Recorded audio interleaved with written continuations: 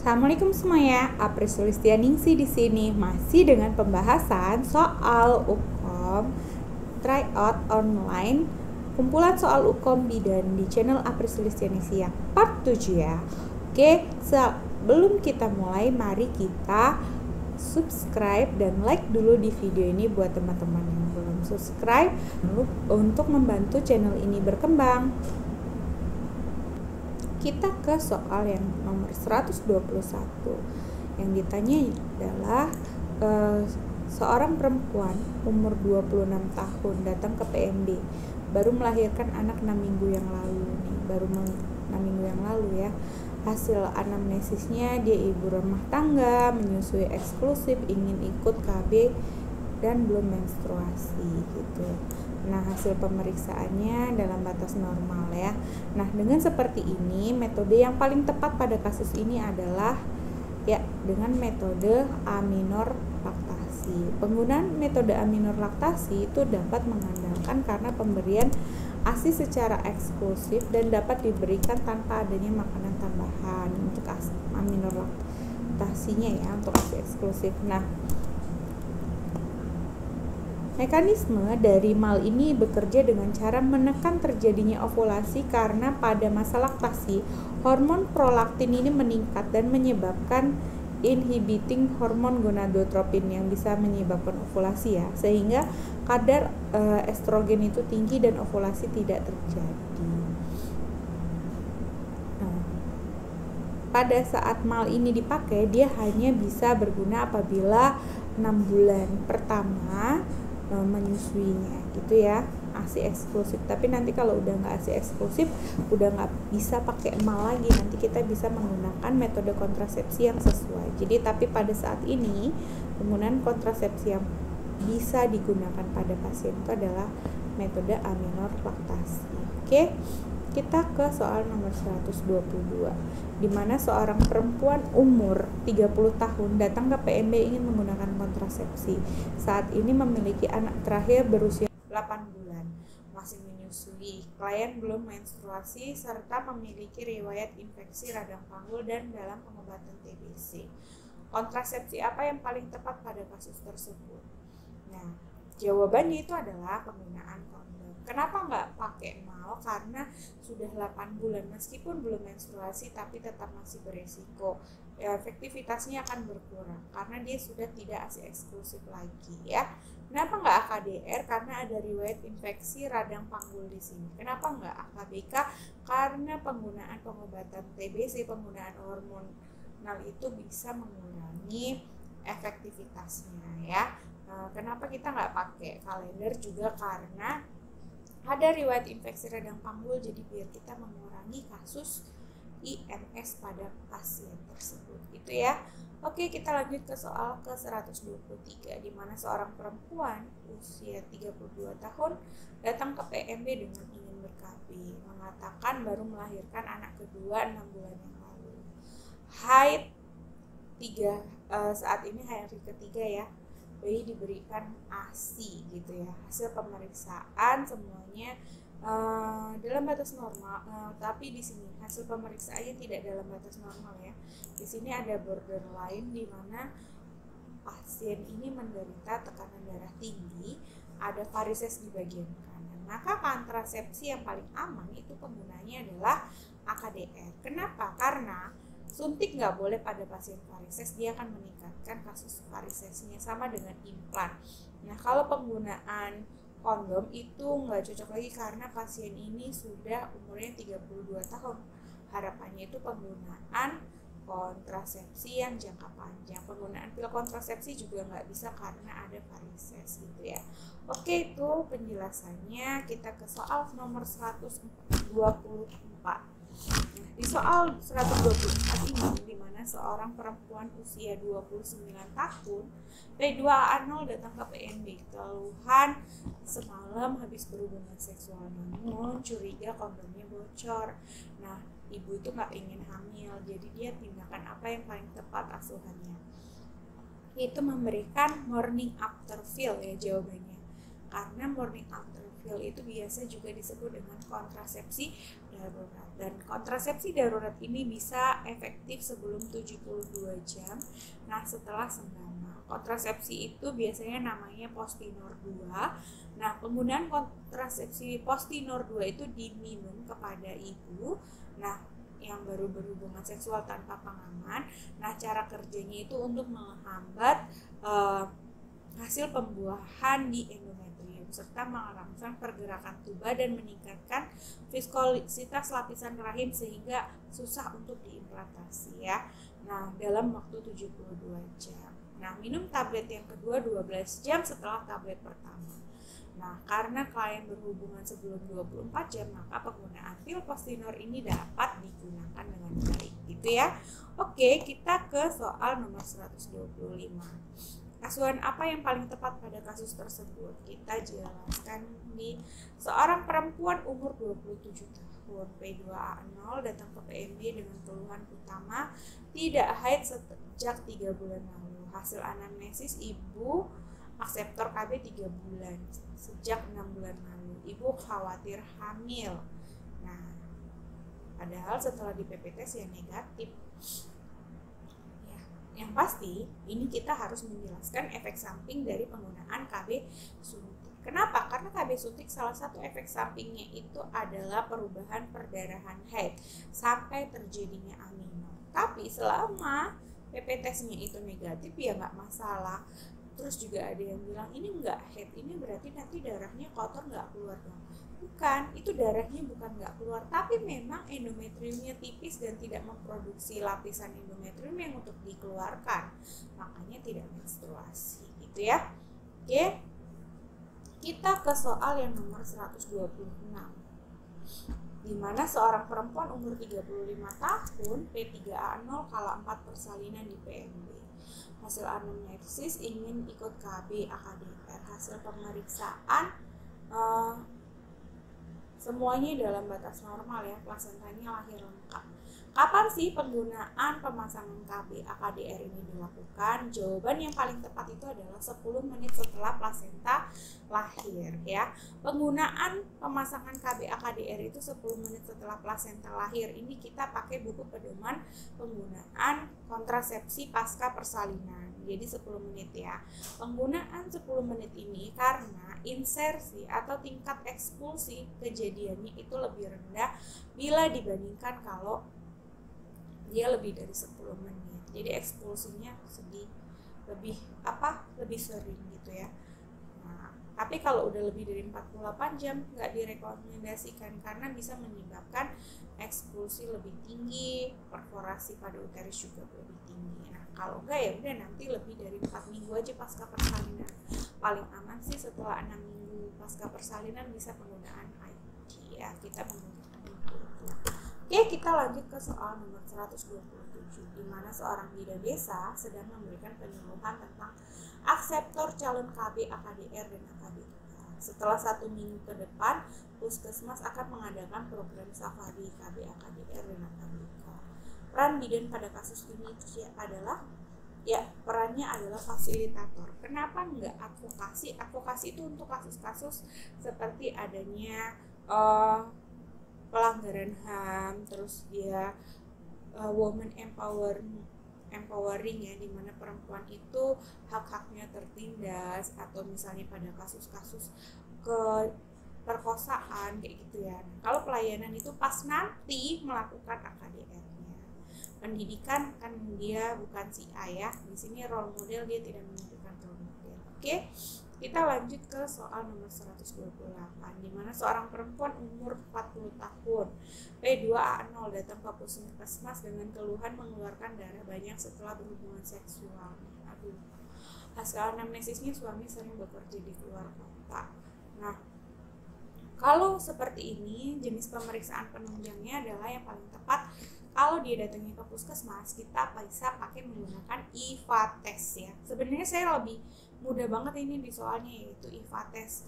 Kita padahal ada satu lagi alternatif yaitu pap smear. Sebenarnya kalau untuk tes yang pertama kali yang lebih mudah bisa digunakan di pelayanan dasar itu penggunaan IVA test. Ya. Kenapa kita menyuruh IVA test?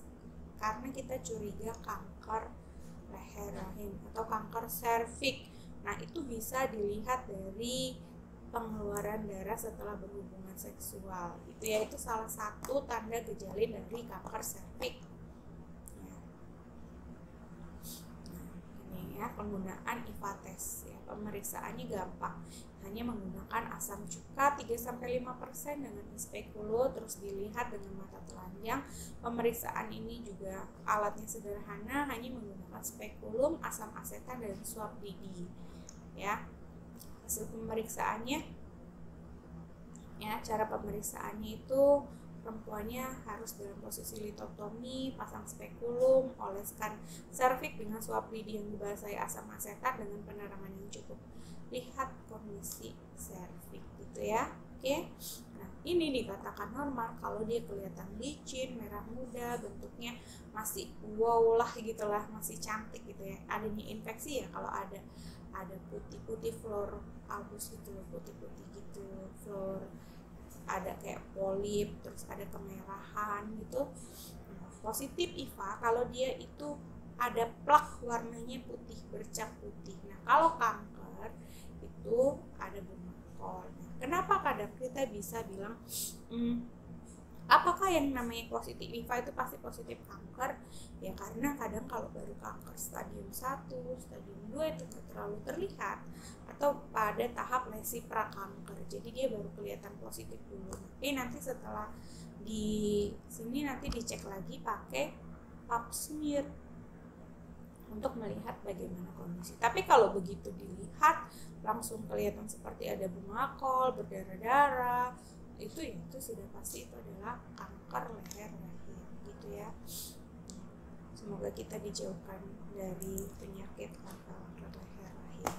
Oke, kita lanjut ke soal nomor 129, di mana seorang perempuan umur 35 tahun ke puskesmas saat berhubungan. Hasil pemeriksaan mengeluarkan darah dan ada riwayat vaginitis. Nah, hasil di sini tuh sudah kelihatan ada lesi pada bagian porsio. Kalau sudah seperti kayak gini, udah langsung aja kita periksa dengan menggunakan pap smear, nggak usah lagi pakai IVA. IVA itu pasti dia positif nih, karena adanya lesi, karena dikiranya nanti itu tahap prakanker gitu ya.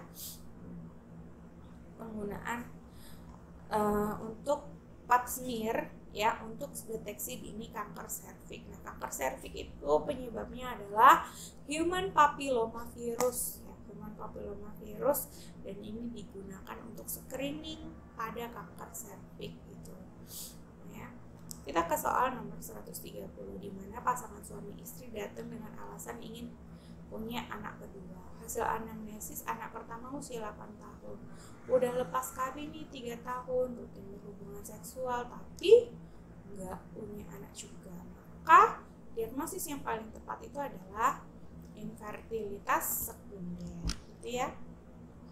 Infertilitas sekunder di mana istri itu udah pernah hamil tapi kemudian nggak bisa hamil lagi walaupun segama, tanpa usaha kontrasepsi, tanpa kemungkinan itu udah dilakukan tak selama 12 bulan berturut-turut tapi nggak ada kehamilan, itu namanya infertil. Oke, kita lanjut ke nomor 131. Ini masih kasus yang tadi.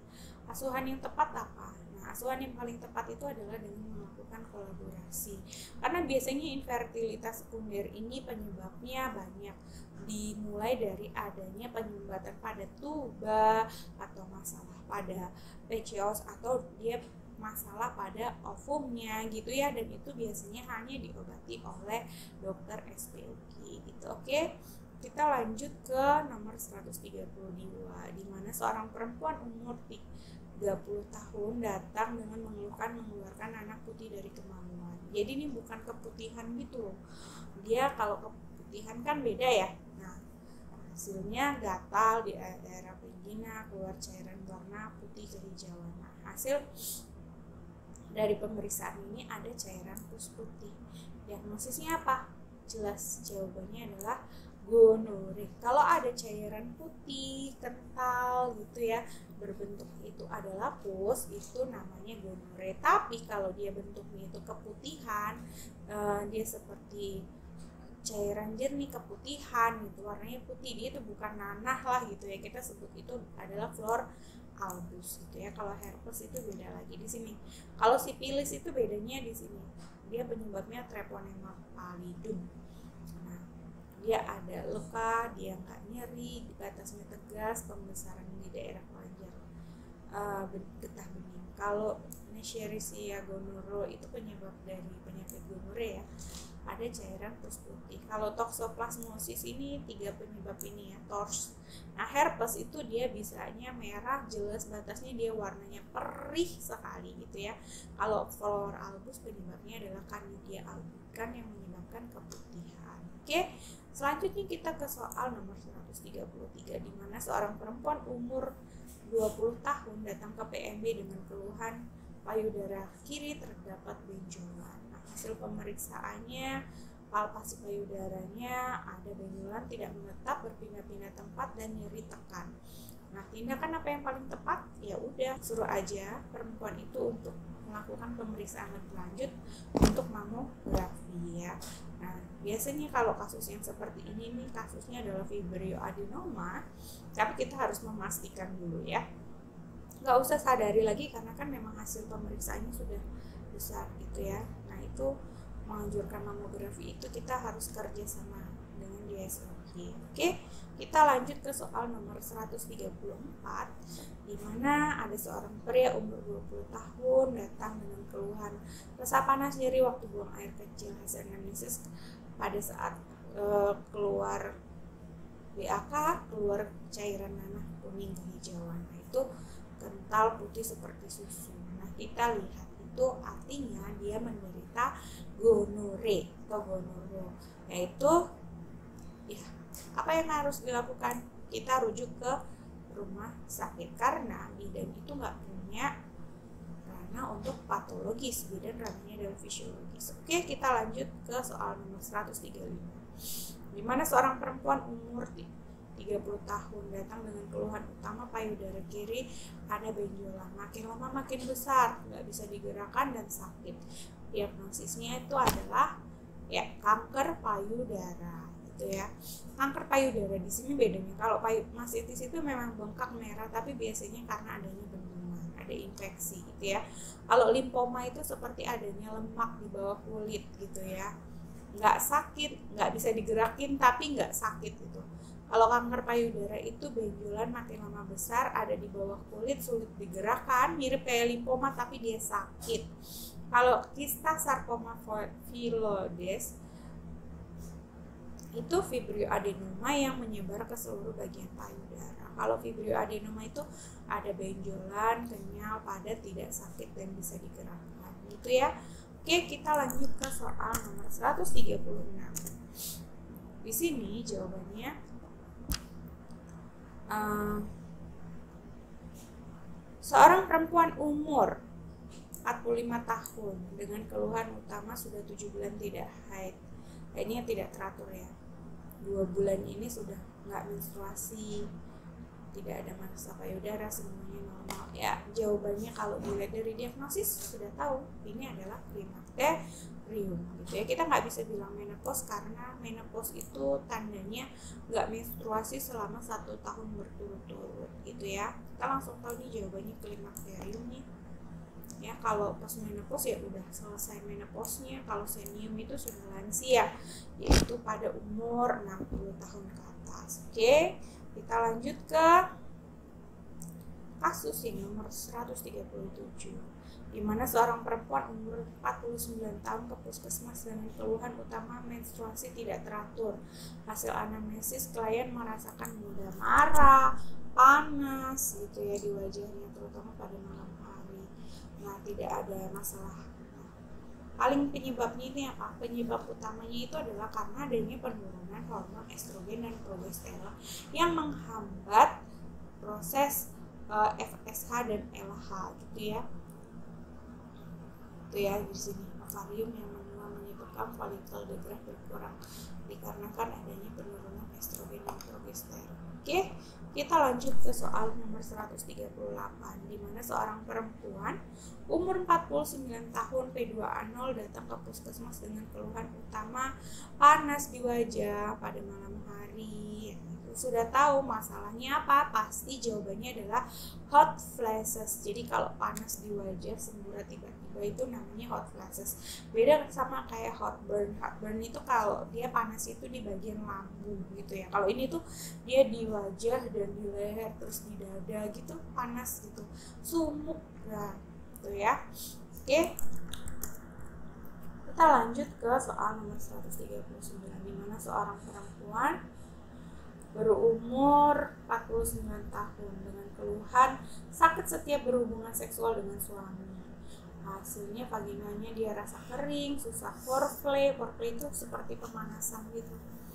Nah, jawabannya itu yang masalah paling tepat pada kasus di sini adalah dispareunia. Kalau vulvitis itu radang pada vulva, hot flashes itu yang tadi perasaan panas, terus psikologis ini dia kalau dia itu biasanya dia nggak nyaman dengan body image-nya. Dispareunia itu sakit pada saat berhubungan. Iya benar, di sini sakit saat berhubungan. Dysuria ini sakit saat BAK. Jadi jawabannya adalah dispareunia. Oke. Kita lanjut ke soal nomor 140, di mana seorang perempuan umur 45 tahun P4A0 dengan keluhan utama keringat di malam hari. Hasil anamnesis, ibu merasakan panas di tubuh dan susah tidur. Hasil pemeriksaannya semuanya masih dalam batas normal. Pendidikan kesehatannya apa?